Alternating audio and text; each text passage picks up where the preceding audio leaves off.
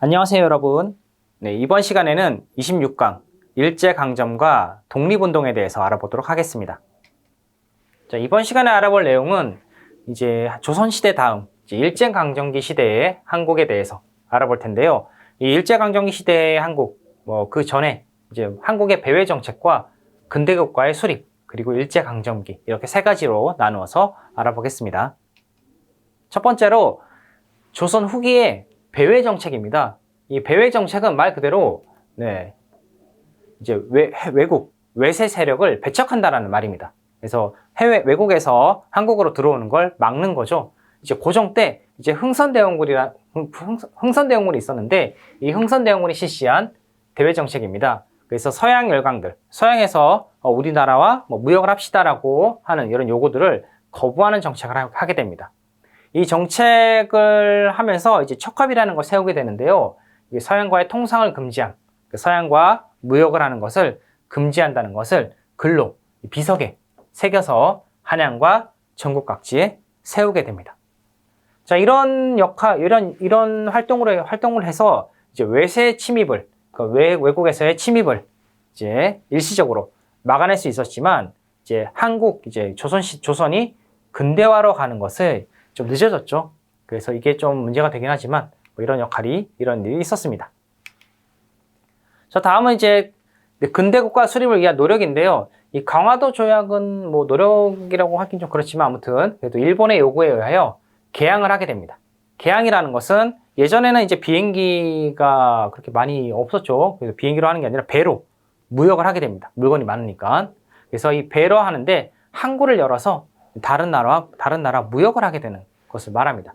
그래서 이제 이 강화도 조약을 맺고 이제 항구를 개항하게 되는 거죠. 자, 다음은 이제 개화운동입니다. 이 개화운동은 이제 개항 이후에 이제 개항을 했죠. 개항을 한 다음에 이제 서양의 문물을 수용하려는 운동입니다. 그러니까 서양에서 새로운 문물과 이제 문화들을 받아들이려고 하는 그런 운동입니다. 그래서 조선을 근대국가로 발전시키려고 노력을 하게 됩니다. 다음은 이제 독립협회인데요. 이 독립협회가 이제 여러 가지 일을 합니다. 서재필 등을 필두로 한 사람들이 만든 최초의 근대적인 사회정치단체입니다. 정치에 관련돼서 참여하라고 하는 단체인데 이 단체는 한글과 영문으로 이제 독립신문을 만들어서 나라의 안과 밖의 소식을 전하고 이제 외국인들에게도 이제 한국의 소식을 이제 알리는 거죠. 여기 보시는 이제 이 신문이 이제 독립신문입니다. 이 신문을 만들어서 이제 배포하게 됩니다.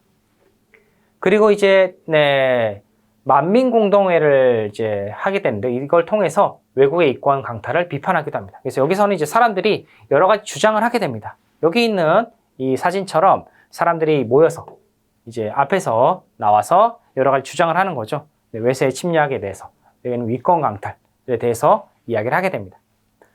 다음은 이제 대한제국이라는 호칭입니다. 이 대한제국은 이제 자주독립국가임을 내외 이제 나라 안과 밖에 알리기 위해서 이제 이 나라 이름을 조선에서 대한제국으로 바꾸게 됩니다. 이제 그때부터 이제 대한제국이 되는 거죠. 다음은 이제 일제강점기의 한국입니다. 일제강점기에 1910년, 그때 그 10년 전까지는 열심히 노력을 하다가 1910년에 일본의 국권을 빼앗기게 됩니다. 이때부터 일제강점기가 시작됩니다. 일본의 강압적인 통치 정책이 이제 나와 있는데요. 이때부터. 그래서 일본의 식민 지배에 반대하는 사람들은 억압하고 감옥에 가두어서 이렇게 반대를 하지 못하게 하는 거죠. 그리고 쌀과 자원을 빼앗습니다. 한국에서 나는 식량과 자원들을 이제 일본에서 가져가는 거죠. 그리고 한국 사람들을 강제로 군대로 끌고 갑니다. 이 당시 이제 일본에서도 여러 가지 식민 지배를 위해서 이제 군인들이 많이 필요하죠. 전쟁을 해야 되니까. 그래서 한국 사람들을 강제로 군대로 끌고 가게 됩니다.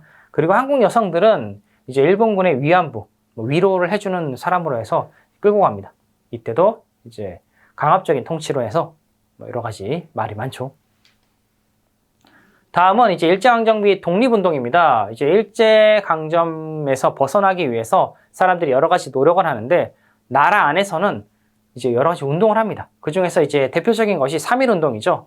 1919년에 있었던 3.1운동인데요. 이 1919년 3월 1일을 기점으로 해서 일본 식민 지배에 이제 저항하기 위해서 전 민족이 참여한 항일 독립운동이 됩니다. 이때는 이제 뭐 한국의 주권을 되찾기 위해서 이제 한 운동이 되겠죠. 그래서 이 운동을 기념하는 날이 여러분이 알고 있는 3.1절입니다. 네.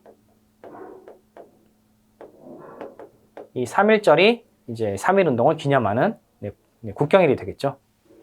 자, 두 번째로 이제 나라 밖에서 하는 것들입니다. 나라 밖에서는 대한민국 임시정부를 수립하게 됩니다. 그러니까 대한민국이라는 정부인데 이제 나라 안에서 일제강점기라서 이제 수립할 수 없으니까 나라 밖에서 임시로 정부를 만드는 거죠.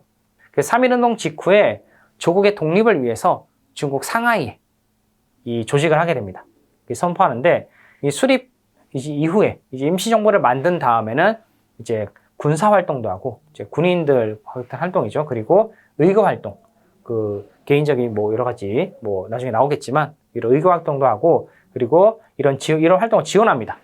그리고 독립운동의 중심이 되는 곳이 이제 대한민국 임시정부가 되겠습니다. 네, 중국에 있었지만 뭐 다방면으로 한국에 여러 가지 지원을 하고 여러 가지 노력을 많이 했습니다. 다음은 이제 만주 지방에서의 무장투쟁인데요. 이 무장투쟁은 말 그대로 전쟁을 하는 겁니다. 실제로. 그래서 만주에 독립군이라는 군인들 기지가 있었습니다. 그래서 이걸 건설하고 부대를 조직해서 독립운동을 펼치는 거죠. 말 그대로 전쟁하는 겁니다. 여기 보시면 이제 홍범도 장군, 이 홍범도 장군과 이제 김자진 장군이 있는데 이 홍범도 장군의 경우는 여기 있는 봉오동 전투가 유명하고 이 김자진 장군은 청산리 대첩이라고 해서 이 일본군을 크게 이긴 이런 전쟁들이 있습니다. 그래서 나라 안에서는 운동을, 나라 밖에서는 뭐 임시정부의 수립과 무장투쟁을 통해서 이제 한국의 독립을 위해서 노력을 하게 됩니다. 다음은 이제 의거 활동인데요.